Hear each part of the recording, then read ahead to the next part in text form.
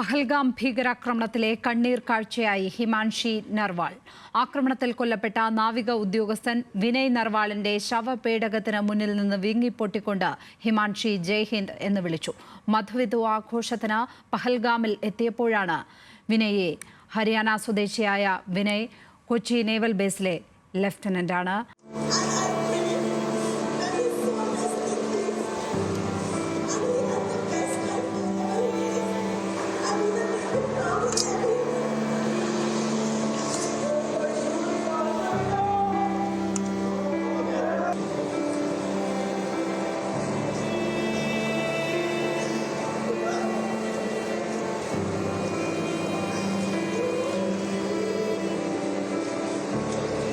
അവളുടെ കണ്ണീരിൽ രാഷ്ട്രത്തിന്റെ ആത്മാവ് പൊള്ളി.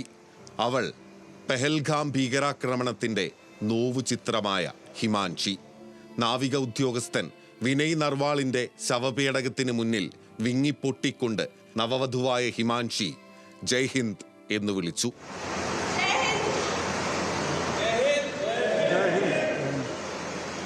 സംഹാരവാദികളുടെ വെടിയേറ്റ് ജീവനറ്റുകിടക്കുന്ന ലഫ്റ്റനന്റ് വിനയ് നർവാളിന്റെ സമീപം നിരാലംബയായിരിക്കുന്ന ഹിമാൻഷി നർവാൾ. പഹൽഗാം ഭീകരാക്രമണത്തിന്റെ ദൃശ്യരൂപകം.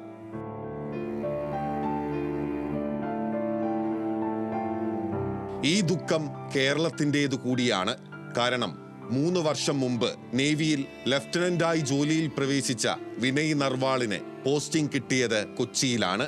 ഹരിയാന കർണാൾ സ്വദേശിയായ വിനയ് കൊച്ചി നേവൽ ബേസിലാണ് ഇത്ര കാലവും ഉണ്ടായിരുന്നത്.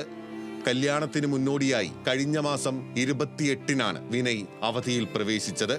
ഈ മാസം 16-ന് മസൂറിയിലായിരുന്നു ഡെസ്റ്റിനേഷൻ വെഡ്ഡിംഗ്. അതിനുശേഷം മധുവിധു ആഘോഷിക്കാൻ കശ്മീരിൽ എത്തിയതായിരുന്നു വിനയും ഹിമാൻഷിയും. മധുവിധു യൂറോപ്പിൽ ആഘോഷിക്കാനായിരുന്നു പദ്ധതി. പക്ഷേ വിസ കിട്ടിയില്ല. അങ്ങനെയാണ് ഇന്നലെ നവവധൂവരന്മാർ പഹൽഗാമിലെത്തിയത്. പിന്നാലെ തോക്കേന്തിയെത്തിയ ഭീകരരുടെ രക്തധുരയ്ക്ക് വിനയ് ഇരയായി.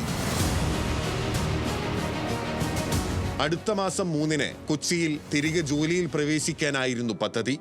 അതിനു മുൻപ് 1-ാം തീയതി 27-ാം പിറന്നാൾ ആഘോഷിക്കാനുള്ള വിപുലമായ ഒരുക്കങ്ങളും നടത്തിയിരുന്നു. അതിനിടയിലാണ് ഭീകരതയുടെ ബുള്ളറ്റുകൾ ജീവിത സ്വപ്നങ്ങളെയെല്ലാം ചിതറിച്ചു കളഞ്ഞത്. National desk news Malayalam.